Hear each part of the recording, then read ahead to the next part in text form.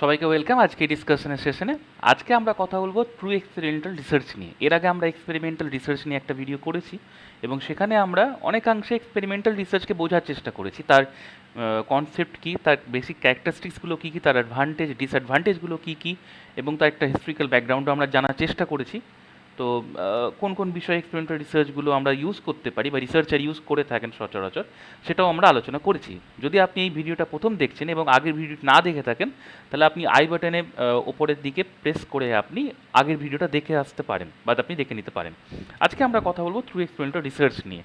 আমরা তো এটা জানি যে এক্সপেরিমেন্টাল রিসার্চের মোট তিনটে পার্ট।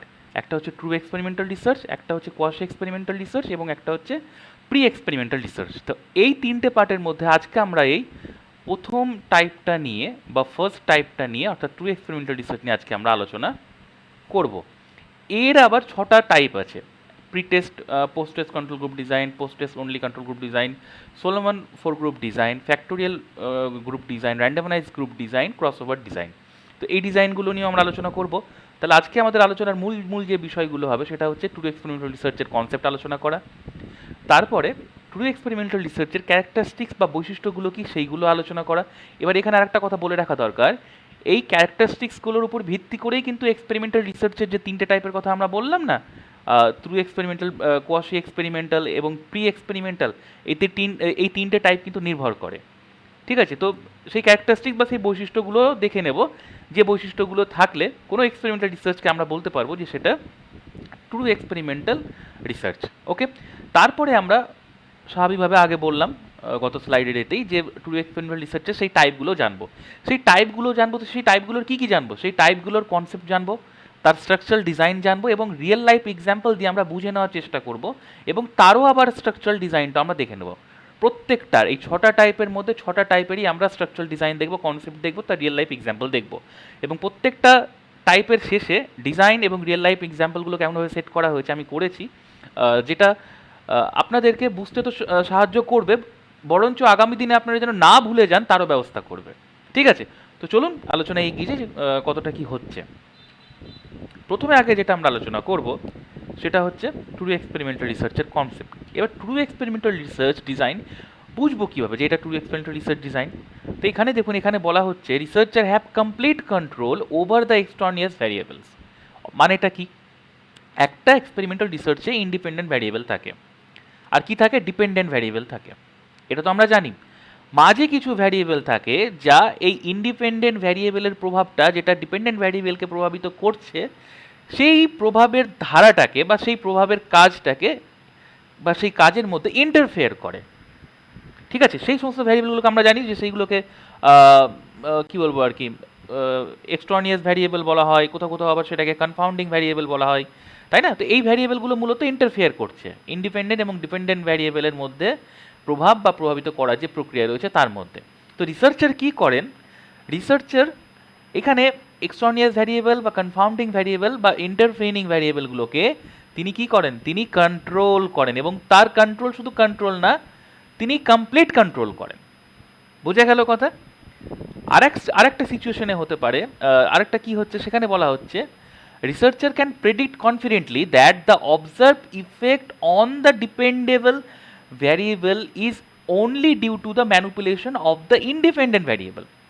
রিসার্চার আমরা দেখেছিলাম যে এক্সপেরিমেন্টাল রিসার্চের একটা ক্যারেক্টারিস্টিক্স হচ্ছে ম্যানিপুলেশন, তাই না?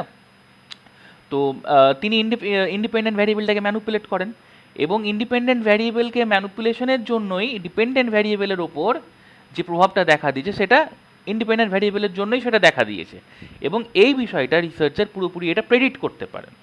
ঠিক আছে, তো এই জন্য বলা হয় যে এক্সপেরিমেন্টাল রিসার্চারের এক্সটার্নিয়াস ভ্যারিয়েবলের ওপর বা কনফাউন্ডিং ভ্যারিয়েবল বা এক্সটার্নিয়াস ভ্যারিয়েবল বা ইন্টারভেনিং ভ্যারিয়েবলের উপর কমপ্লিট কন্ট্রোল থাকবে এবং যেখানে রিসার্চার এটা প্রেডিক্ট করতে পারবেন যে ইন্ডিপেন্ডেন্ট ভ্যারিয়েবলের যে প্রভাবটা ডিপেন্ডেন্ট ভ্যারিয়েবলের উপর দেখা দিয়েছে সেটা তার ম্যানিপুলেশনের জন্যই দেখা দিয়েছে।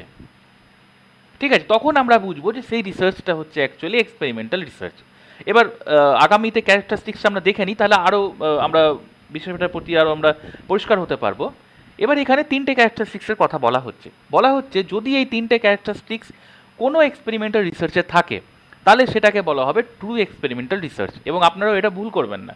দেখিনি তাহলে প্রথম ক্যারেক্টারিস্টিক্সটা কি? প্রথম ক্যারেক্টারিস্টিক্স হচ্ছে ম্যানুপুলেশন। এখানে ম্যানুপুলেশনে কি বলা হচ্ছে? Manipulation offers to conscious control of the independent variable by the researcher through treatment or intervention to observe its effect on the dependent variable। অর্থাৎ কি, রিসার্চার এখানে একটা কনসিয়াস কন্ট্রোল করবেন, মানে তিনি জেনে বুঝে কোনো ট্রিটমেন্টের দ্বারা বা তার ইন্টারভেনশনের দ্বারা তিনি ইন্ডিপেন্ডেন্ট ভ্যারিয়েবলটাকে ম্যানুপুলেট করবেন। এটা সব থেকে বড় বৈশিষ্ট্য ট্রু এক্সপেরিমেন্টাল রিসার্চের। ঠিক আছে, তো রিসার্চার কী করবেন? সর্বদাই সবসময় তিনি ইন্ডিপেন্ডেন্ট ভ্যারিয়েবলটাকে ম্যানুপুলেট করবেন। থ্রো ট্রিটমেন্ট হতে পারে, থ্রো কোনো মেথড হতে পারে।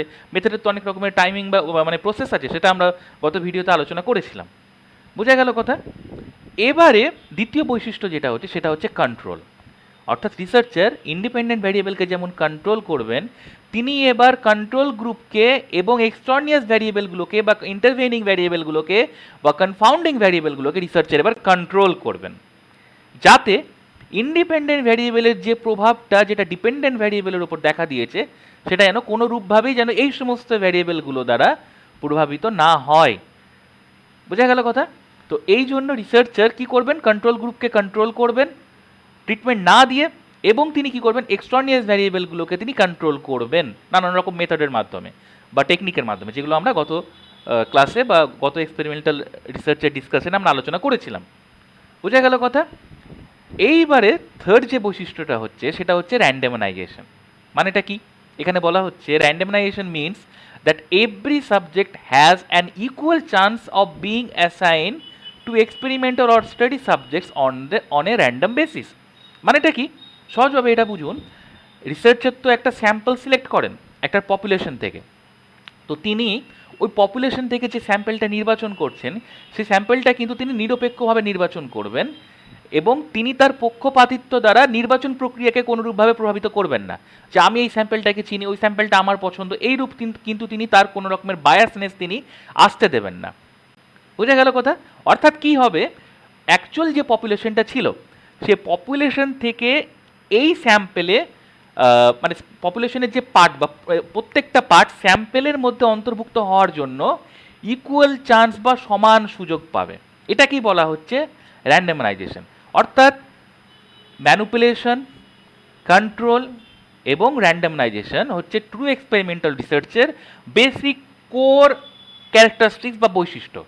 যে কোনো এক্সপেরিমেন্টাল রিসার্চে আমরা যদি ম্যানুপুলেশন, কন্ট্রোল এবং র্যান্ডমানাইজেশন দেখি, তাহলে আমরা বুঝে নেব যে এই এক্সপেরিমেন্টাল রিসার্চটা ট্রু এক্সপেরিমেন্টাল রিসার্চ। ক্লিয়ার হলো এখানে? এবার একটা কথা বলি, সেটা হচ্ছে যে এই তিনটে বৈশিষ্ট্যের উপর নির্ভর করেই কিন্তু এক্সপেরিমেন্টাল রিসার্চের বাকি টাইপগুলো কিন্তু নির্ভর করবে। অর্থাৎ ধরে নিন যে এক্সপেরিমেন্টাল রিসার্চে তিনটে বৈশিষ্ট্য থাকবে সেটা হচ্ছে true experimental research. Okay, but যদি দেখা যায় যে কোনো একটা এক্সপেরিমেন্টাল রিসার্চে ম্যানুপুলেশন তো আছে বাট কন্ট্রোল হয়তো নেই বা র্যান্ডমানাইজেশন নেই, তখন দেখা যাবে যে সেটা হয়তো হয় কোয়াশি আছে, নাহলে সেটা প্রি এক্সপেরিমেন্টাল রিসার্চ আছে। বোঝা গেল কথা? আমরা যখন আলোচনা করবো তখন আমরা দেখে নেব।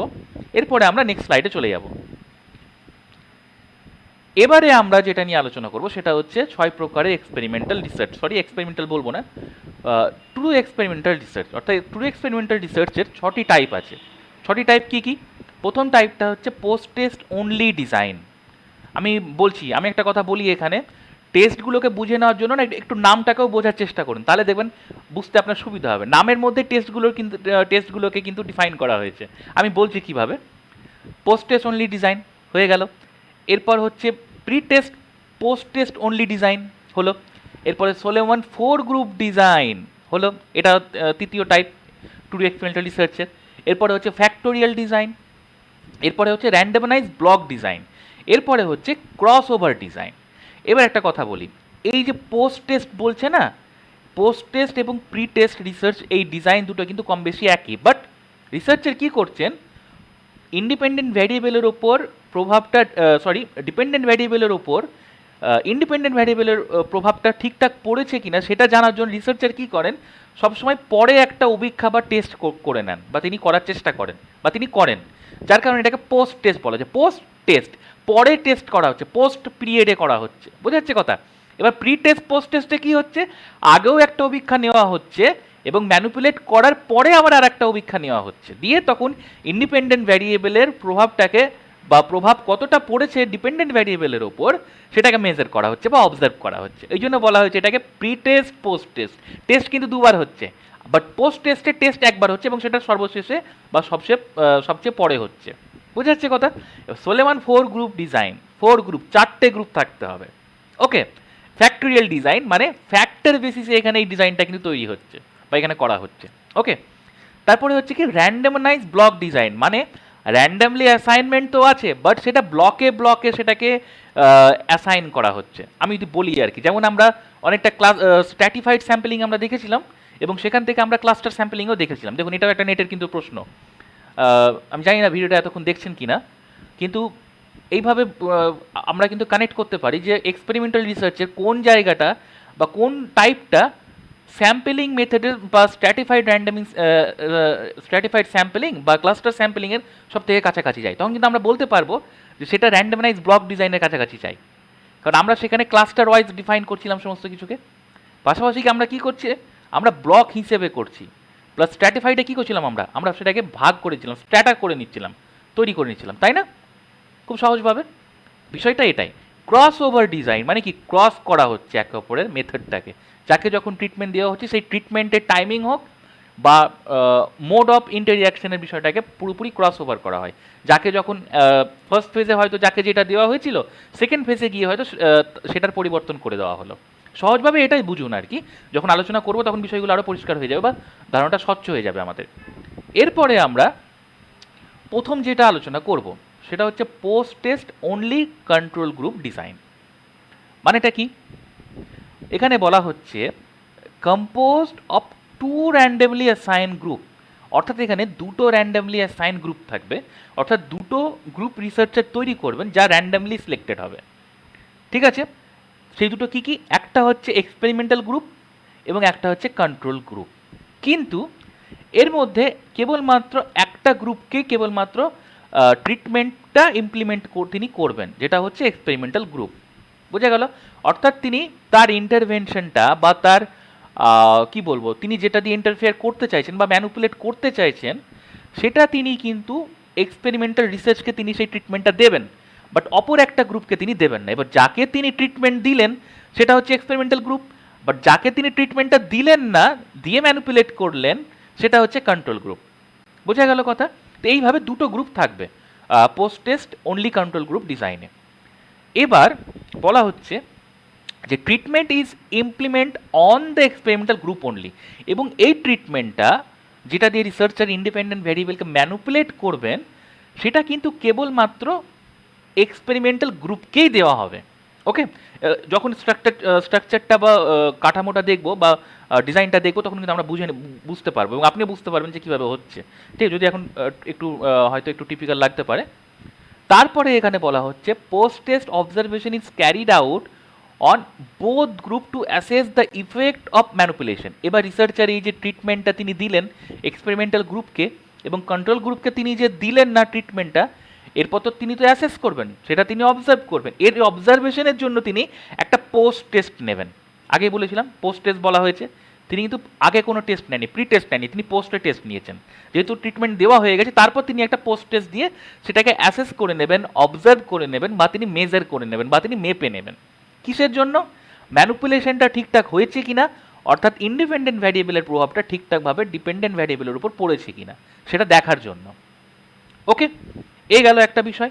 এরপরে ডিজাইনটা যদি আমরা দেখে নিই তাহলে বিষয়টা পরিষ্কার হবে। ধরে নেওয়া যাক, মানে বুঝে নিই আগে, প্রথমেই তিনি কি করবেন, র্যান্ডমলি তিনি স্যাম্পলকে অ্যাসাইন করবেন এবং সেখান থেকে তিনি দুটো গ্রুপ ক্রিয়েট করবেন, একটা হচ্ছে এক্সপেরিমেন্টাল গ্রুপ এবং একটা হচ্ছে কন্ট্রোল গ্রুপ। যাকে এক্সপেরিমেন্টাল গ্রুপ কন্ট্রোল গ্রুপ তো পরে বলছি, কারণ এরপর তিনি এক্সপেরিমেন্টাল গ্রুপকে তিনি ট্রিটমেন্ট দিবেন, তিনি ট্রিটমেন্টটা দেবেন তিনি আর কি। কন্ট্রোল গ্রুপকে কিন্তু তিনি কোনো রূপে ট্রিটমেন্ট তিনি দেবেন না।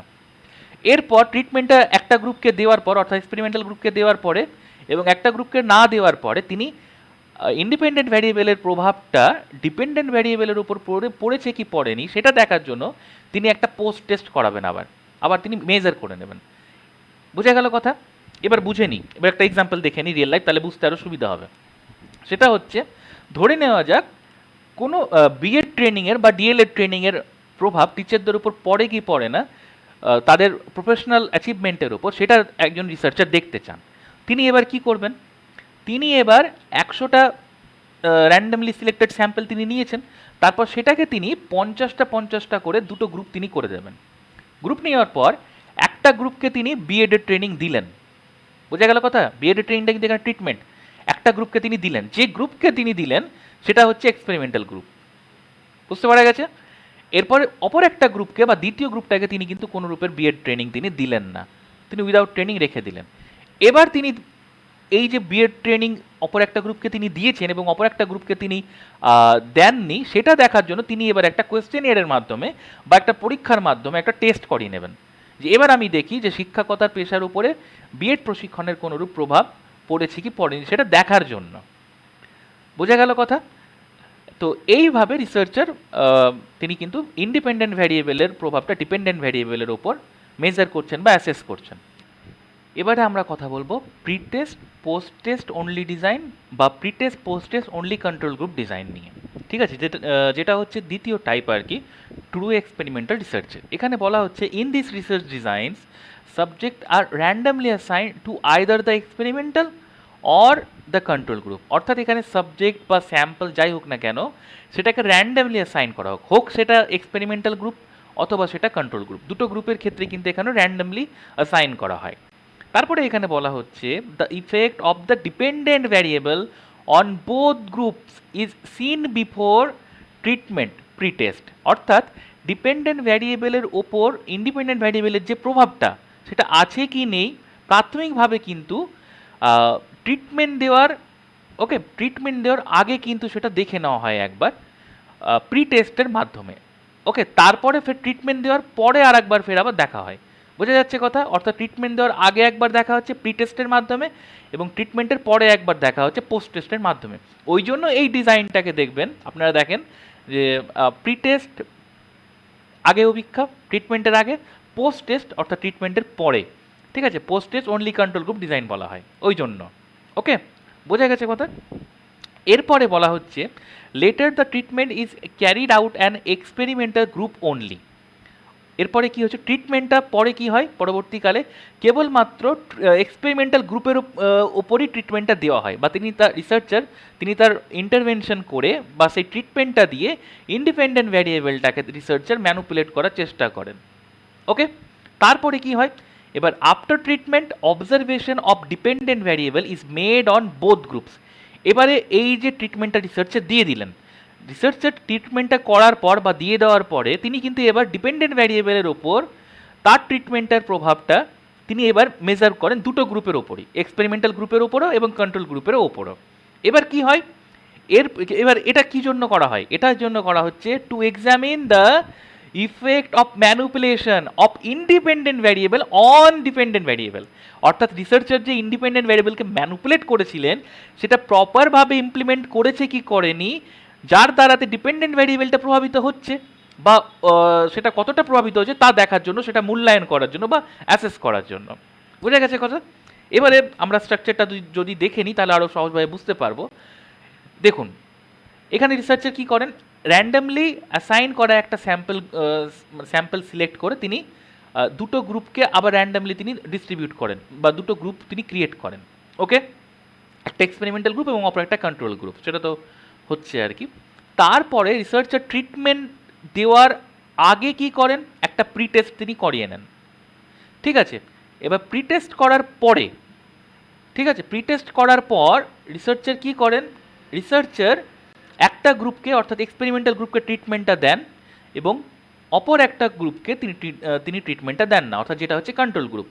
এবং ট্রিটমেন্ট দেওয়ার পরে এবং অপর একটা গ্রুপকে ট্রিটমেন্ট না দেওয়ারও পরে দুটো গ্রুপকেই সমানভাবে রিসার্চার ফের কী করেন, আবার একটা পোস্ট টেস্টের মাধ্যমে ইন্ডিপেন্ডেন্ট ভ্যারিয়েবলের প্রভাবটা ডিপেন্ডেন্ট ভ্যারিয়েবলের উপর পড়েছে কি পড়েনি সেটা অ্যাসেস করে নেন বা মেজার করে নেন বা তিনি অবজার্ভ করেন। বোঝা গেছে কথা? অর্থাৎ প্রাথমিক ধাপে কি করা হলো, র্যান্ডমলি দুটো গ্রুপকে অ্যাসাইন করে দেওয়া হলো ফার্স্ট ফেজে। সেকেন্ড ফেজে গিয়ে তিনি একটা প্রি টেস্ট করে নিলেন, তারপর তিনি ট্রিটমেন্টটা দিলেন একটা গ্রুপকে এবং অপর একটা গ্রুপকে তিনি ট্রিটমেন্টটা দিলেন না। যেটাকে দিলেন সেটা তো এক্সপেরিমেন্টাল গ্রুপ এবং যেটাকে তিনি দিলেন না সেটা হচ্ছে কন্ট্রোল গ্রুপ। ওকে, এবং ট্রিটমেন্ট দেওয়ার পরে এক্সপেরিমেন্টাল গ্রুপকে এবং কন্ট্রোল গ্রুপকে ট্রিটমেন্ট না দেওয়ার পরে তিনি আবার একটা পোস্ট টেস্ট করান। অর্থাৎ এই টেস্টটা আসলে দুবার হচ্ছে, ট্রিটমেন্ট দেওয়ার আগে একবার হচ্ছে যার কারণে সেটাকে প্রি টেস্ট বলা হচ্ছে, এবং ট্রিটমেন্ট দেওয়ার পরে হচ্ছে যার কারণে এটাকে পোস্ট টেস্ট বলা হচ্ছে। ওই কারণে এই টেস্টটাকে pre test post test only control group design বলা হয়। বোঝা গেছে কথা?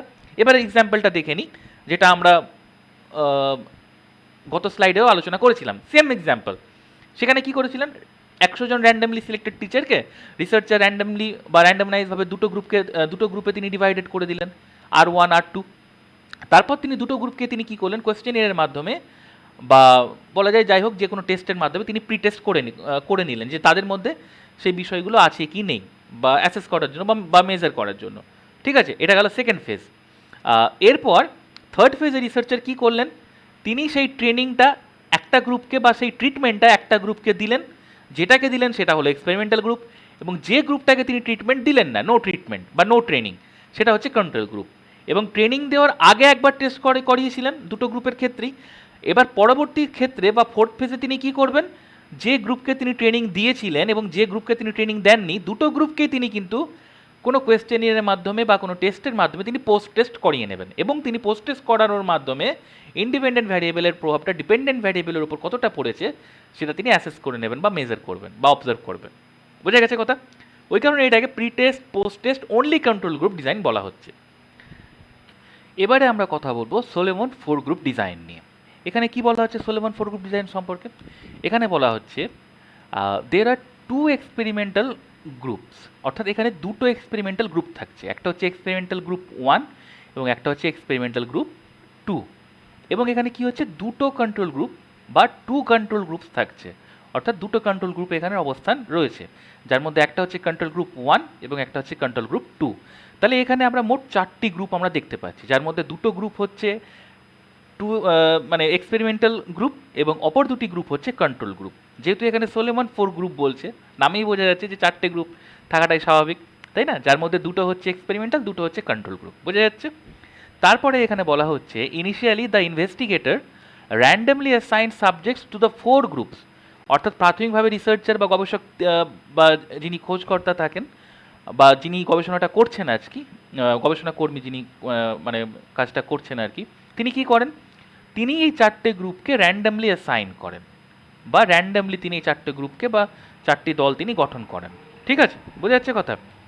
এরপরে বলা হচ্ছে আউট অফ দ্য 4 গ্রুপস, অর্থাৎ এই 4টি দলের মধ্যেই বা 4টে গ্রুপের মধ্যেই only experimental group 1 and control group 1 receives the pre test, অর্থাৎ এই যে প্রি টেস্টটা বলা হচ্ছে সেটা কেবলমাত্র এক্সপেরিমেন্টাল গ্রুপ 1 এবং কন্ট্রোল গ্রুপ 1 কেবলমাত্র রিসিভ করে বা তাকে দেওয়া হয় এই প্রি টেস্টটা, বাকি অপর দুটো গ্রুপকে কিন্তু দেওয়া হয় না।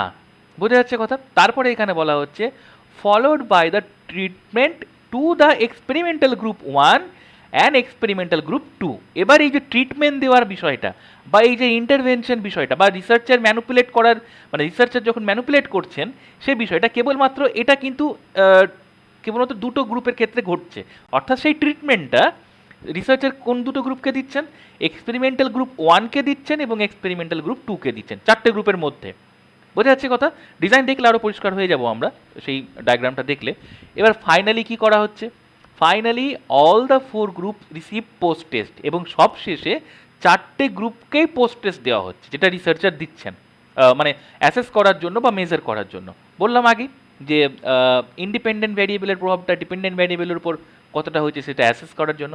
তারপর বলা হচ্ছে এখানে where the effects of the dependent variable of the study are observed and comparison is made of the 4 groups to assess the effect of independent variable.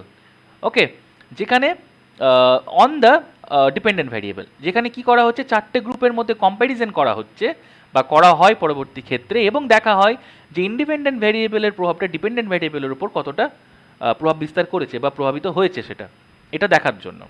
ঠিক আছে, তো এবার যদি আমরা স্ট্রাকচারটা দেখি বা ডায়াগ্রামটা দেখি তাহলে আমরা বুঝতে পারবো যে দেখুন এখানে প্রথমে র্যান্ডামলি অ্যাসাইন করে 4টে গ্রুপ বা 4টে দল গঠন করা হয়ে গেছে বা রিসার্চার করে নিয়েছেন, যার মধ্যে experimental group 1, experimental group 2, control group 1 এবং কন্ট্রোল গ্রুপ 2। ঠিক আছে, এর মধ্যে থেকে প্রি টেস্ট কিন্তু রিসার্চার বা গবেষক কিন্তু এক্সপেরিমেন্টাল গ্রুপকে কেবলমাত্র দিয়েছেন এবং কন্ট্রোল গ্রুপ ওয়ানকে দিয়েছেন। এই দুটো গ্রুপকে কিন্তু কেবলমাত্র প্রি টেস্ট দেওয়া হয়েছে, বোঝা যাচ্ছে কথা। কিন্তু বাকি দুটো গ্রুপ অর্থাৎ এক্সপেরিমেন্টাল গ্রুপ টু এবং কন্ট্রোল গ্রুপ টুকে কিন্তু কোনোরূপভাবে কোনো প্রি টেস্ট দেওয়া হয়নি। ঠিক সেইভাবে ট্রিটমেন্টেও আমরা এই বৈষম্যতা দেখতে পাচ্ছি ট্রিটমেন্ট দেওয়ার ক্ষেত্রে বা ম্যানিপুলেশনের ক্ষেত্রে। রিসার্চার কী করলেন, থার্ড ফেজে বা তৃতীয় ধাপে রিসার্চার এক্সপেরিমেন্টাল গ্রুপ ওয়ানকে ট্রিটমেন্টটা তিনি দিচ্ছেন, ওকে, বাট কন্ট্রোল গ্রুপ ওয়ানকে তিনি কিন্তু কোনো রূপের ট্রিটমেন্ট তিনি কিন্তু দিচ্ছেন না, বোঝা যাচ্ছে কথা। ঠিক সেইভাবে এক্সপেরিমেন্টাল গ্রুপ টুকে তিনি ট্রিটমেন্টটা তিনি দিচ্ছেন, বাট কন্ট্রোল গ্রুপ টুকে তিনি কিন্তু কোনোরূপভাবে ট্রিটমেন্ট তিনি দিলেন না। এই গেল, অর্থাৎ তিনি দুটো গ্রুপকে ট্রিটমেন্ট দিলেন, দুটো গ্রুপকে তিনি ট্রিটমেন্ট দিলেন না। ঠিক সেভাবে যেভাবে তিনি প্রি টেস্ট দুটো গ্রুপকে দিয়েছিলেন, বাকি দুটো গ্রুপকে কিন্তু দেননি বা তিনি নেননি, বোঝা যাচ্ছে কথা। এবার হলোটা কি, ফোর্থ ফেজে বা লাস্ট স্টেজে গিয়ে রিসার্চার কী করলেন বা গবেষক চারটে গ্রুপেরই কিন্তু তিনি পোস্ট টেস্ট নিলেন, বোঝা যাচ্ছে কথা। তো এইটাই হচ্ছে মূলত basic structure Solomon four group ডিজাইনের। এবার ধরা যাক ওই আমাদের রিয়েল এক্সাম্পল নিয়ে যদি আমরা দেখি, সেই আমাদের টিচারের এক্সাম্পলটা বা বিএড ট্রেনিংয়ের এক্সাম্পলটা নিয়ে 100 জন র্যান্ডামলি অ্যাসাইন টিচার বা সিলেক্টেড টিচার ছিলেন, সেখান থেকে 25-25 করে চারটে গ্রুপ করে দেওয়া হলো। ঠিক আছে, চারটে গ্রুপ করে নেওয়ার পর এ ক্যাটাগরিতে যেখানে দুটো গ্রুপ ছিল, ওকে, বি ক্যাটাগরিতে যেখানে পরে দুটো গ্রুপ ছিল। এবার প্রথমের দিকে দুটো গ্রুপের মধ্যে এক্সপেরিমেন্টাল গ্রুপকে প্রিটেস্ট দেওয়া হলো, প্রথম এক্সপেরিমেন্টাল গ্রুপটাকে।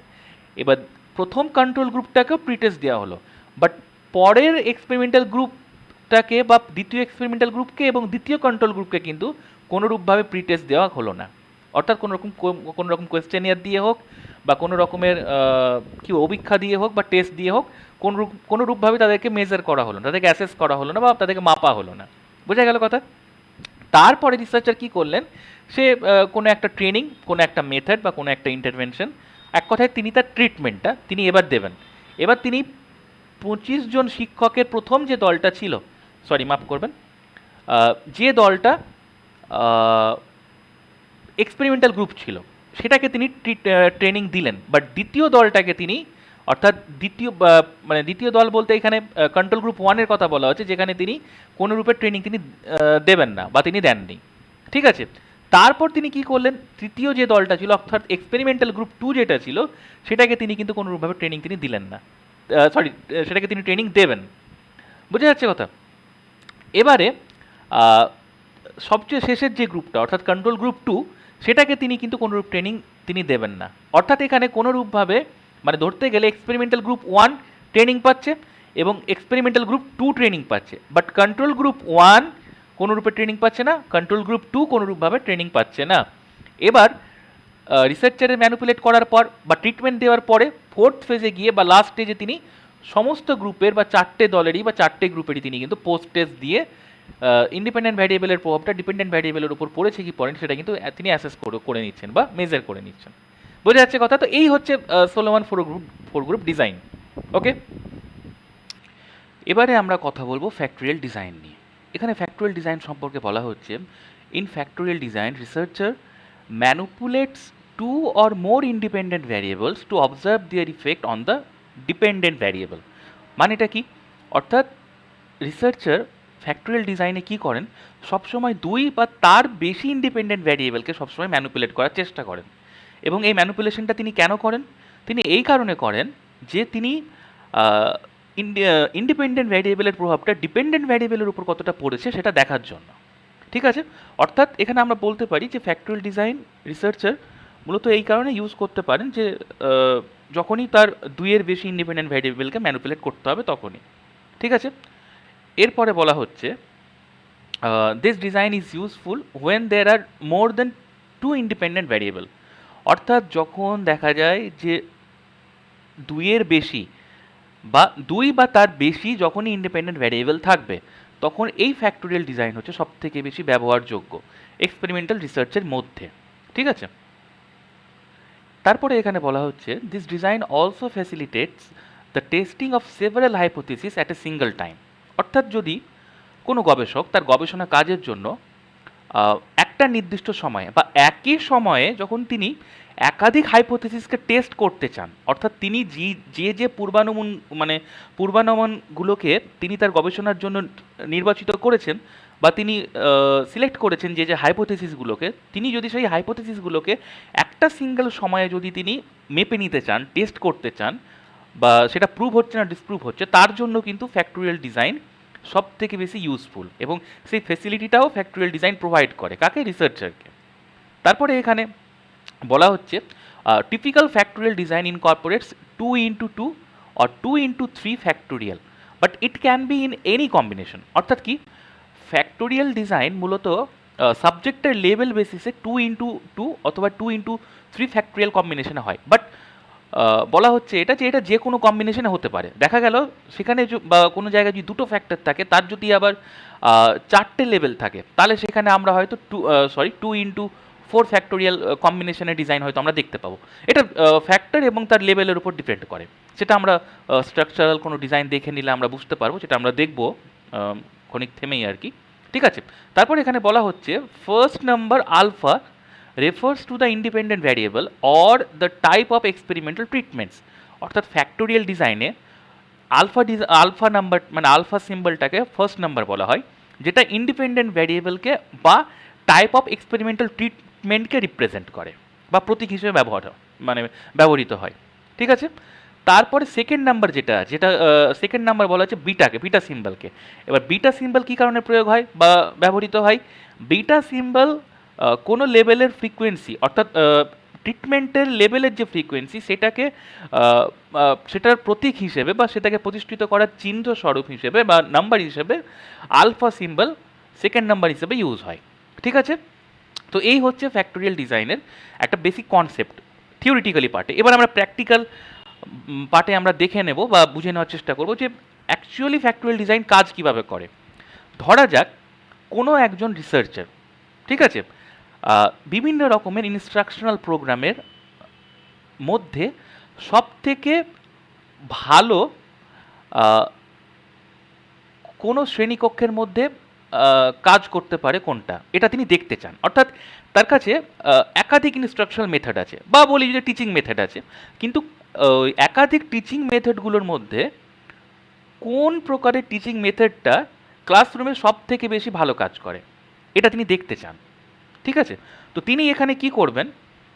তিনি যে ইনস্ট্রাকশনটা বা যে মেথডটা তিনি বাচ্চাদেরকে প্রোভাইড করবেন, সেটা তিনি কি করতে পারেন? এক হচ্ছে তিনি একটা গ্রুপকে 1 আওয়ারের ইনস্ট্রাকশন পার উইক দিতে পারেন, বা বলতে পারি যে ওই মেথডটা 1 ঘন্টার জন্য পার উইক একটা গ্রুপকে দিতে পারেন, অথবা তিনি কি করতে পারেন, অপর একটা গ্রুপকে তিনি 4 ঘন্টা করে প্রত্যেক সপ্তাহে তিনি টাইম অফ ইনস্ট্রাকশন দিতে পারেন। ঠিক আছে, এটা কিন্তু মনে রাখতে হবে যে অ্যামাউন্ট অফ টাইমের বেসিসে হচ্ছে। ঠিক আছে, এটা তিনি প্রাথমিকভাবে করলেন। এরপর আর একটা যিনি তিনি কাজ করবেন, সেটা হচ্ছে সেটিংস বা এনভায়রনমেন্টের উপরে। দেখা যাক একটা গ্রুপকে তিনি কি করলেন, তিনি সেই ইনস্ট্রাকশনটা বা সেই টিচিং মেথডগুলো ক্লাসরুমের মধ্যেই তিনি প্রোভাইড করালেন in a classroom. Okay, but অপর একটা গ্রুপকে তিনি কি করলেন, তিনি ক্লাসরুমের বাইরে থেকে সেই ইনস্ট্রাকশনাল মেথডগুলো বা সেই টিচিং মেথডগুলো তিনি তাদেরকে তাদেরকে দিলেন, বা তাদেরকে সেইগুলো বাইরেই তিনি কি বলবো আর কি তাদের ক্ষেত্রে ব্যবহার করলেন। ঠিক আছে, অর্থাৎ এখানে আমরা অ্যামাউন্ট অফ টাইমের একটা ইস্যু দেখতে পাচ্ছি, আর একটা ভ্যারি অফ সেটিংসের আমরা একটা ইস্যু দেখতে পাচ্ছি। তো ধরা যাক রিসার্চার এই দুটো বিষয়ের ওপর জোর দিয়ে তিনি তার কাজটা করছেন, এবং এই দুটো জায়গাতে তিনি তার হেরফেরটা করেছেন, ম্যানুপুলেশনটা তিনি এইভাবেই তিনি করেছেন। ওকে, এরপর যেটা প্রশ্ন আসছে, এখানে কিন্তু মনে রাখতে হবে যে কোনো ফ্যাক্টোরিয়াল ডিজাইনে অ্যাকচুয়ালি ফ্যাক্টর হচ্ছে ইন্ডিপেন্ডেন্ট ভ্যারিয়েবল, এবং এই ইন্ডিপেন্ডেন্ট ভ্যারিয়েবলটাকে একটা মেজর ফ্যাক্টর বলা হয় ফ্যাক্টোরিয়াল ডিজাইনের জন্য। ঠিক আছে, এবার এখানে আমাদের যেটা আমরা এক্সাম্পল নিয়েছিলাম আমাদের এই ফ্যাক্টোরিয়াল ডিজাইনটাকে বোঝার জন্য, সেখানে কিন্তু দুটো ফ্যাক্টর ছিল, একটা হচ্ছে টাইম আর একটা হচ্ছে সেই সেটিংটা। বোঝা যাচ্ছে কথা? দুটোই কিন্তু ইন্ডিপেন্ডেন্ট ভ্যারিয়েবল, মনে রাখতে হবে দুটোই কিন্তু প্রভাবিত হচ্ছে না। ওকে, তো এবার দুটো ফ্যাক্টর আমরা জেনে নিলাম। এবার হচ্ছেটা কি, এবার এই যে দুটো ফ্যাক্টর রয়েছে, এই প্রত্যেকটা ফ্যাক্টরের দুটো করে লেভেল আছে। ওকে, প্রত্যেকটা ফ্যাক্টরের দুটো করে লেভেল আছে। কি রয়েছে, যেমন ধরে নেওয়া যাক টাইমের বিষয়টা যেটা আমরা বললাম, এখানে টাইমের দুটো লেভেল ছিল, কারণ একটা গ্রুপকে আমরা 1 আওয়ারের মেথড প্রোভাইড করেছিলাম, অপর একটা গ্রুপকে আমরা 4 আওয়ার্সের জন্য মেথড প্রোভাইড করেছিলাম। হয়ে গেল দুটো লেভেল টাইমের। সেটিংসে আমরা কি করেছিলাম, সেটিংসে ঠিক সেইভাবে আমরা দুটো গ্রুপ করেছিলাম। একটা গ্রুপ ক্লাসরুমের মধ্যে মেথডগুলো প্রোভাইড করা হয়েছিল একটা গ্রুপকে, অপর একটা গ্রুপকে ক্লাসরুমের বাইরে বা আউট অফ ক্লাসরুম তাদেরকে সেই ইনস্ট্রাকশনাল মেথডগুলো তাদেরকে প্রোভাইড করা হয়েছিল, তাই তো? এবার কি হচ্ছে, এবার এখানে একটা বিষয় বলা হচ্ছে যে এখানে যেহেতু লেভেল ছিল, ফ্যাক্টর ছিল দুটো, এবং এই ফ্যাক্টর দুটোর লেভেল যেহেতু ছিল দুটো, সেহেতু এটা হচ্ছে 2x2 মানে নিউমেরিক নোটেশনের বা নিউমেরিক কম্বিনেশনের ফ্যাক্টোরিয়াল ডিজাইন আমাদের এটা। এবার যদি আমরা স্ট্রাকচারটা দেখি তাহলে এখানে আরও ক্লিয়ার হতে পারবো। প্রথমেই বলা হয়েছিল যে দুটো গ্রুপকে কি করা হয়েছিল, 1 আওয়ারের মানে একটা গ্রুপকে 1 আওয়ারের টাইম দেওয়া হয়েছিল, অপর একটা গ্রুপকে 4 আওয়ার্সের একটা টাইম প্রোভাইড করা হয়েছিল। অপর একটা গ্রুপকে কি করা হয়েছিল, মানে সেটিংসের মধ্যে ক্লাসরুমের মধ্যেই সেখানে রাখা হয়েছিল, অপর একটা গ্রুপকে ক্লাসের বাইরে রাখা হয়েছিল। তো ঠিক এইভাবে রিসার্চার কি করতে পারেন, তিনি তার মেজর ফ্যাক্টর বা ইন্ডিপেন্ডেন্ট ভ্যারিয়েবল যেটা নিচ্ছেন, সেখানে কিন্তু 2 বা তার বেশি ইন্ডিপেন্ডেন্ট ভ্যারিয়েবল থাকছে। যেমন আমাদের এখানে কি হলো, টাইম আর সেটিংস দুটো ইন্ডিপেন্ডেন্ট ভ্যারিয়েবল। আগেই বলা হয়েছিল যে ফ্যাক্টুয়াল ডিজাইনে দুটো বা তার বেশি ইন্ডিপেন্ডেন্ট ভ্যারিয়েবলকে সবসময় ম্যানুপুলেট করার চেষ্টা করা। রিসার্চার ম্যানুপুলেট করলেন, এখানে টাইমের হেরফেরটা তিনি ঘটালেন, একটাকে 1 আওয়ারের তিনি ট্রিটমেন্ট প্রোভাইড করলেন, অপরটাকে তিনি 4 আওয়ার্সের ট্রিটমেন্ট প্রোভাইড করলেন। আবার তিনি সেটিংসেরও ট্রিটমেন্ট প্রোভাইড করলেন, সেখানে সেটিংসে একটা গ্রুপকে বা যাই হোক একটা গ্রুপ বা চারটে গ্রুপ বা দুটো গ্রুপ, মানে দুটো গ্রুপ বা তার বেশি গ্রুপ আর কি, সরি। তো সেখানে তিনি প্রাথমিকভাবে একটা গ্রুপকে তিনি ক্লাসরুমের মধ্যে মেথড প্রোভাইড করালেন, অপর একটা গ্রুপকে তিনি ক্লাসরুমের বাইরে মেথড প্রোভাইড করালেন।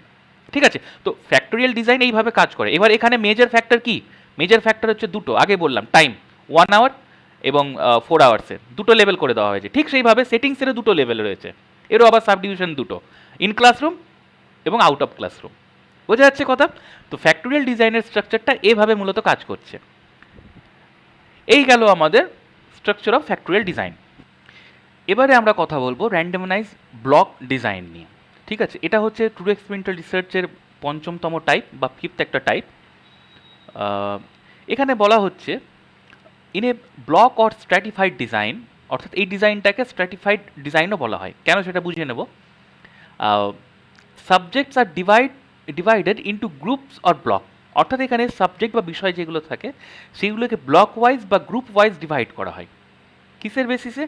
Prior to the experiment to test hypothesis about differences between the groups, separating people by common characteristics. অর্থাৎ এখানে কি হচ্ছে, সাবজেক্টসগুলোকে বা গ্রুপিং বিষয়টা বলি বা ব্লক বিষয়টা বলি না কেন, সেটাকে কতগুলো শ্রেণীতে বা কতগুলো কি বলবো আর কি, কমন ক্যারেক্টারিস্টিক্স বা সাধারণ বৈশিষ্ট্যের ওপর ভিত্তি করে ব্লক হিসেবে বা দল হিসেবে ভাগ করা হয়, এবং সেগুলো সাধারণ পৃথকীকরণের ওপর ভিত্তি করে ভাগ করা হয়। কী জন্য করা হয়? হাইপোথেসিসগুলোকে টেস্ট করার জন্য এবং ইন্ডিপেন্ডেন্ট ভ্যারিয়েবলের প্রভাবটা ডিপেন্ডেন্ট ভ্যারিয়েবলের উপর কতটা রয়েছে না রয়েছে সেটা করার জন্য। ঠিক আছে, এবং র্যান্ডমাইজ ব্লক ডিজাইনের অপর একটা নাম হচ্ছে স্ট্র্যাটিফাইড ডিজাইন। ঠিক আছে, তারপর এখানে বলা হচ্ছে in randomize block design subjects within each block are randomly assigned to the treatment condition. অর্থাৎ ট্রিটমেন্ট দেওয়ার আগে এখানে কি হচ্ছে, সাবজেক্টগুলোকে বা সেই গ্রুপিং বিষয়টাকে র্যান্ডমলি অ্যাসাইন করা হয়। ঠিক আছে, অর্থাৎ রিসার্চারের গ্রুপিংয়ের ক্ষেত্রে বা গ্রুপ ক্লাসিফিকেশনের ক্ষেত্রে রিসার্চারের কোনো নিজস্ব বা তার যে নিজস্ব পক্ষপাতিত্ব সেটা কিন্তু কাজ করে না, বা তিনি সেটার দ্বারা কিন্তু প্রভাবিত করার চেষ্টা তিনি কিন্তু করেন না। ওকে, তারপরে এখানে বলা হচ্ছে the treatment are randomly allocated to the experimental units inside the each block. এবার প্রত্যেকটা ব্লক বা প্রত্যেকটা এই যে ডিভিশনটা রিসার্চার ক্রিয়েট করেন কমন ক্যারেক্টারিস্টিক্স বা বৈশিষ্ট্যের উপর ভিত্তি করে, সেখানে ট্রিটমেন্টটাকেও র্যান্ডমলি অ্যালোকেট করা হয়, মানে অ্যালোকেট বা বলা যায় যে তিনি সেই ট্রিটমেন্টগুলোকে প্রোভাইড করে দেন। ঠিক আছে, রিসার্চার এখানে তিনি কিন্তু ওখানে তিনি কিন্তু সাবজেক্টগুলোকে বা স্যাম্পলিং থেকে নেওয়ার পর গ্রুপিংয়ের ক্ষেত্রে সেটাকে তিনি র্যান্ডামাইজভাবে করছেন, সেটাও ঠিক আছে, বাট ট্রিটমেন্টটাও তিনি যখন প্রোভাইড করছেন আর কি, সেই ক্ষেত্রেও কিন্তু তিনি সেগুলোকে র্যান্ডামলি প্রোভাইড করছেন, মনে রাখতে হবে কথাটা। ওকে, তারপরে এখানে বলা হচ্ছে when all treatments appear at least once in each block we have a completely randomized block design. ওকে, তার মানে এটা কি, যে প্রত্যেকটা ট্রিটমেন্ট যখন প্রত্যেকটা ব্লকে বা প্রত্যেকটা গ্রুপে একবার না হলেও যেন সেই ট্রিটমেন্টটা প্রোভাইড করা হয়, এবং যদি একবার হলেও সেই ট্রিটমেন্টটা প্রত্যেকটা গ্রুপে যদি প্রোভাইড করা হয়, তাহলে আমরা তখন সেটাকে বলবো কমপ্লিটলি র্যান্ডামাইজ ব্লক ডিজাইন। এবং যদি কমপ্লিটলি বা প্রত্যেকটা গ্রুপে যদি সেই ট্রিটমেন্টটা যদি প্রপারলিভাবে যদি প্রোভাইড না করা হয়, তখন আমরা সেটাকে বলবো ইনকমপ্লিট র্যান্ডামাইজ ব্লক ডিজাইন। বোঝা গেল কথা? এই হচ্ছে র্যান্ডামাইজ ব্লক ডিজাইনের কতগুলো বেসিক ক্যারেক্টারিস্টিক্স বা বেসিক একটা ইন্ট্রোডাকশন। এবারে যদি স্ট্রাকচারটা দেখে নিই, তাহলে পুরো ব্যাপারটা আমাদের সামনে পরিষ্কার হয়ে যাবে। ধরে নেওয়া যাক কোনো একজন রিসার্চার, ঠিক আছে, সাবজেক্টের উপর ভিত্তি করে তিনি কমন ক্যারেক্টারিস্টিক্স জেন্ডারের উপর ভিত্তি করে তিনি সমস্ত ক্লাসিফিকেশনটাকে স্ট্র্যাটিফাইড করেছেন।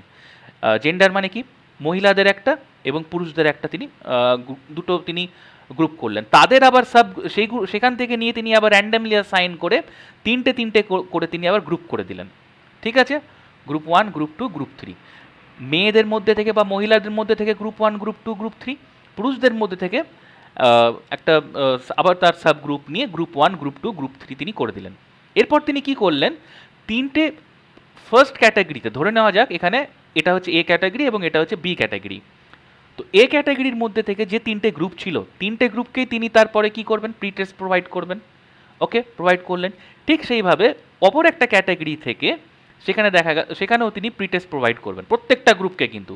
বাট যখনই তিনি ট্রিটমেন্টের প্রভাব তিনি যখন মানে ট্রিটমেন্টটা যখন তিনি প্রোভাইড করবেন, এবার ট্রিটমেন্ট তো তাকে ট্রিটমেন্টটা তাকে প্রোভাইড করতে হবে, বাট তিনি কি করলেন, ট্রিটমেন্ট যদি সবাইকে দিয়েছেন, তাহলে রিসার্চারের মানে এটা হতে পারে যে প্রত্যেকটা ক্ষেত্রে কিন্তু তিনি যেটা অ্যাকচুয়ালভাবে দেখতে চান তিনি সেই ফলাফলটা নাও পেতে পারেন। তার জন্য তিনি কি করলেন, এই বিষয়টাকে কন্ট্রোল করার জন্য বা ম্যানুপুলেট করার জন্য, যেহেতু রিসার্চারকে ইন্ডিপেন্ডেন্ট ভ্যারিয়েবলকে ম্যানুপুলেট করতে হবে, তিনি কি করলেন, ট্রিটমেন্টের অ্যামাউন্টটাকে তিনি কমিয়ে দিলেন। অর্থাৎ কি হলো, গ্রুপ এ ক্যাটাগরি যেটা ছিল সেখানে তিনি এ ক্যাটাগরির মধ্যে থেকে প্রথম গ্রুপকে তিনি ফুল ট্রিটমেন্ট দিলেন, দ্বিতীয় গ্রুপটাকে তিনি তার থেকে একটু কম ট্রিটমেন্ট দিলেন, অপর একটা গ্রুপকে তিনি ট্রিটমেন্ট দিলেন না, অর্থাৎ তিনি কমপ্লিটলি কন্ট্রোল করে নিলেন। ঠিক একই জিনিস তিনি বি ক্যাটাগরিতেও তিনি প্রোভাইড করালেন। তিনি প্রথম গ্রুপটাকে ফুল ট্রিটমেন্ট দিলেন, দ্বিতীয় গ্রুপটাকে তিনি লো ট্রিটমেন্ট দিলেন, এবং তৃতীয় গ্রুপটাকে তিনি সেই ক্যাটাগরির মধ্যে থেকে অনেক মানে বলা যায় তিনি কন্ট্রোল করলেন, অর্থাৎ তিনি ট্রিটমেন্ট প্রোভাইডই করলেন না। বোঝা গেল কথা? তো এই গেল ট্রিটমেন্টের বিষয়টা, অর্থাৎ তিনি প্রত্যেকটা ক্যাটাগরিতে মানে প্রত্যেকটা ব্লককে তিনি ট্রিটমেন্ট কিন্তু প্রোভাইড করলেন, এবং যেখানে কন্ট্রোল করা সেটাকেও তিনি কন্ট্রোল করলেন, যেহেতু ইন্ডিপেন্ডেন্ট ভ্যারিয়েবলটাকে রিসার্চারকে ম্যানুপুলেট করতে হবে ডিপেন্ডেন্ট ভ্যারিয়েবলের উপর প্রভাব ফেলছে কি ফেলছে না সেটা দেখার জন্য। ওকে, তারপর তিনি লাস্ট স্টেজে গিয়ে কী করলেন, তিনি প্রত্যেকটা গ্রুপের এবার তিনি পোস্ট টেস্ট নিলেন, যে ইন্ডিপেন্ডেন্ট ভ্যারিয়েবলটা ঠিকঠাকভাবে অ্যাফেক্ট করেছে কি করেনি সেটা অ্যাসেস করার জন্য বা মেজার করার জন্য। ওকে, এবার ব্লক ডিজাইন বা র্যান্ডামাইজ ব্লক ডিজাইন বা ব্লক র্যান্ডামাইজ ডিজাইন বা স্ট্র্যাটিফাইড র্যান্ডামাইজ ব্লক ডিজাইন সব কিন্তু একই অর্থ। ওকে, অর্থাৎ এখানে কি হচ্ছে, স্যাম্পলিং বা গ্রুপিংয়ের বিষয়টাকে স্ট্র্যাটিফাইড করে নেওয়া হচ্ছে, আর কিছু না। বোঝা গেছে কথা? তো আশা করি আমরা ব্লক র্যান্ডামাইজ ডিজাইন আমরা বুঝতে পারলাম। এবারে আমরা নেক্সট স্লাইডে অপর একটা এবং শেষ ডিজাইন আমরা দেখে নেব, ট্রু এক্সপেরিমেন্টাল রিসার্চে। এবারে আমরা কথা বলবো ক্রস ওভার ডিজাইন নিয়ে। ক্রস ওভার ডিজাইনের ব্যাপারে এখানে বলা হচ্ছে, in this design subjects are expose to more than one treatment where subjects are randomly assign to different order of treatment. অর্থাৎ কি হচ্ছে, এখানে একাধিকবার সাবজেক্টকে ট্রিটমেন্ট প্রোভাইড করানো হয়। আমরা কি দেখলাম, প্রত্যেকটা ট্রু এক্সপেরিমেন্টাল রিসার্চের যে কোনো জায়গায় গবেষক কী করছেন, প্রত্যেকটা জায়গায় তিনি কিন্তু ট্রিটমেন্টটা প্রোভাইড করছেন ইন্ডিপেন্ডেন্ট ভ্যারিয়েবলকে ম্যানুপুলেট করার জন্য, কিন্তু একবারই, তার বেশি কিন্তু তিনি কিন্তু ট্রিটমেন্ট প্রোভাইড করছেন না। বাট ক্রস ওভার ডিজাইনে কী হবে, তিনি একাধিকবার ট্রিটমেন্টটাকে তিনি প্রোভাইড করবেন। ঠিক আছে, এবং যেখানে সাবজেক্টগুলো বা স্যাম্পল কী হবে, র্যান্ডামলি অ্যাসাইন করা থাকবে। ওকে, এরপরে বলা হচ্ছে it is also known as repeat measure design. এবার এটাকে রিপিট মেজার ডিজাইনও বলা হয়।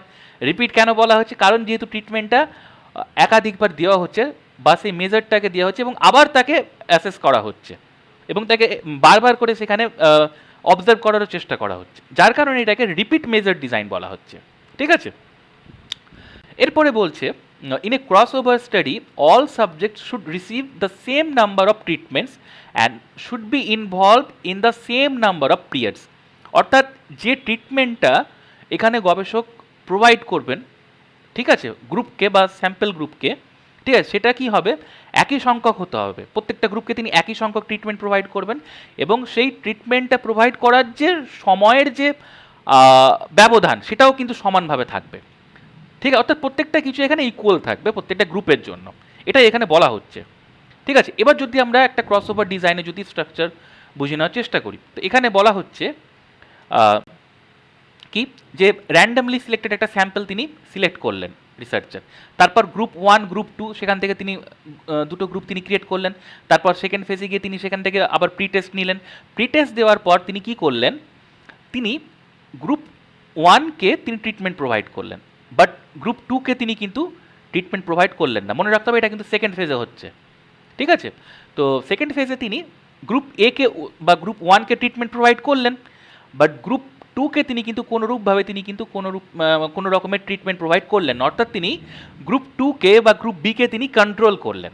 ওকে, এরপর আবার তিনি একটা পোস্ট টেস্ট নিলেন যে ঠিকঠাকভাবে ইন্ডিপেন্ডেন্ট ভ্যারিয়েবলটা ডিপেন্ডেন্ট ভ্যারিয়েবলের উপর প্রভাব বিস্তার করেছে কি করেনি সেটা দেখার জন্য। ওকে, এরপর রিসার্চার কি করবেন, এখানেই বিষয়টা হয়ে যাচ্ছে, এখানেই বোঝা যাবে যে নামটা ক্রস ওভার ডিজাইন কেন হলো। এবার রিসার্চার এই ফোর্থ ফেজে এসে, ওকে, ফোর্থ ফেজে এসে যে গ্রুপকে ট্রিটমেন্ট দেওয়া হয়েছিল, ঠিক আছে, সেই গ্রুপকে ট্রিটমেন্ট না দিয়ে এবার রিসার্চার সেটাকে কন্ট্রোল করবেন এবং যে গ্রুপকে কন্ট্রোল করা হয়েছিল সেটাকে এবার ট্রিটমেন্ট প্রোভাইড করা হবে। অর্থাৎ কি হলো, ক্রস ওভার হয়ে গেল। ওকে, যে গ্রুপকে ট্রিটমেন্ট কন্ট্রোল করা হয়েছিল সেই গ্রুপকে বাদ দিয়ে এবার অপর গ্রুপকে কন্ট্রোল করা হবে এবং যে গ্রুপকে ট্রিটমেন্ট করা হয়েছিল সেই গ্রুপকে এবার কন্ট্রোল করা হবে। এই জন্য ক্রস ওভার ডিজাইন এটাকে বলা হয়। বোঝা যাচ্ছে কথা, ক্রস ওভার একে অপরকে ক্রস করছে। ঠিক আছে, তারপর রিসার্চার কি করবেন, এবার ইন্ডিপেন্ডেন্ট ভ্যারিয়েবল এবং ডিপেন্ডেন্ট ভ্যারিয়েবলের প্রভাব বা প্রভাবিত করার যে বিষয়টা সেটা মেজার করার জন্য, অবজার্ভ করার জন্য বা অ্যাসেস করার জন্য তিনি এবার পোস্ট টেস্ট নেবেন। ওকে, তাহলে আমরা দেখতে পাচ্ছি যে ট্রিটমেন্ট এখানে রিসার্চার একাধিকবার করছেন, পাশাপাশি তিনি কি করছেন, পোস্ট টেস্টটাও তিনি কিন্তু একাধিকবার নিচ্ছেন। অর্থাৎ তিনি মেজারের বিষয়টা বা অ্যাসেস করার বিষয়টা বা মূল্যায়ন করার বিষয়টাও তিনি কিন্তু একাধিকবার করছেন। ওকে, তো এইভাবে ক্রস ওভার ডিজাইন কাজ করছে। তো এবার যদি আমরা কোনো রিয়েল এক্সাম্পল দিয়ে যদি দেখে নিই, ধরে নেওয়া যাক আমরা প্রথমের এক্সাম্পলটাকেই নিই, এখানে ওই একই জিনিস, ঠিক আছে, 100টা র্যান্ডামলি সিলেক্টেড টিচার ছিলেন, সেখান থেকে 50-50 করে দুটো দল ভাগ করে দেওয়া হলো, সেখানে দুটো গ্রুপকে প্রি টেস্ট দেওয়া হলো কোয়েশ্চেনিয়ারের মাধ্যমে, তারপর একটা গ্রুপকে ট্রেনিং প্রোভাইড করা হলো, অপর একটা গ্রুপকে ট্রেনিং প্রোভাইড করা হলো না। এরপর আবার একটা পোস্ট টেস্ট নেওয়া হলো। ঠিক আছে, পোস্ট টেস্ট নেওয়ার পর দুটো গ্রুপেরই পোস্ট টেস্ট নেওয়া হলো। পোস্ট টেস্ট নেওয়ার পর কি করা হলো, যে গ্রুপকে ট্রেনিং দেওয়া হয়েছিল, ঠিক আছে, ফোর্থ ফেজে গিয়ে কিন্তু সেই গ্রুপকে আর ট্রেনিং প্রোভাইড করা হলো না এবং যে গ্রুপকে ট্রেনিং প্রোভাইড করা হয়নি সে গ্রুপকে আবার কিন্তু ট্রেনিং প্রোভাইড করা হলো। বোঝা যাচ্ছে কথা, এবং তারপরে ফিফথ ফেজে বা লাস্ট স্টেজে গিয়ে রিসার্চার আবার একটা পোস্ট টেস্ট নিলেন। ঠিক আছে, তো ক্রস ওভার ডিজাইন এইভাবেই কাজ করে মূলত। তো আশা করি ক্রস ওভার ডিজাইনের স্ট্রাকচারটা আপনারা বুঝতে পেরেছেন এবং আপনাদের কনসেপ্ট হয়তো অনেকটা ক্লিয়ার হয়েছে। আমি জানি না আমি কতটা সঠিক হয়তো আপনাদের সামনে সঠিকভাবে বিষয়গুলো তুলে ধরতে পেরেছি, কিন্তু চেষ্টা করেছি এবং আপনারাও চেষ্টা করবেন যে নানান জায়গা থেকে সোর্সগুলোকে কালেক্ট করে আপনার কনসেপ্ট আপনি তৈরি করুন বা বিল্ড করুন। ঠিক আছে, এবং আমি জানি না ভিডিওটা অনেকটা লম্বা হয়েছে এবং এত দূর ধৈর্য রেখে আপনি দেখছেন কি দেখছেন না, যদি দেখে থাকেন তো প্লিজ কমেন্ট সেকশনে গিয়ে এক্সপেরিমেন্টাল রিসার্চ কথাটা লিখবেন, তাহলে আমি বুঝতে পারবো যে আপনি আমার ভিডিওটা পুরোটা দেখেছেন। ঠিক আছে, এবং আশা করি যে আপনার এক্সপেরিমেন্টাল রিসার্চের সম্পর্কে অনেকটা কনসেপ্ট বা ধারণা ক্লিয়ার হবে এবং ভিডিওটি যদি ভালো লেগে থাকে লাইক দেবেন, শেয়ার করবেন এবং যারা জানে না তাদের কাছে ভিডিওগুলো পৌঁছে দিতে তাদেরও সাহায্য করবেন বা হেল্প করবেন। ভিডিওটি দেখার জন্য অনেক অনেক ধন্যবাদ, ভালো থাকবেন।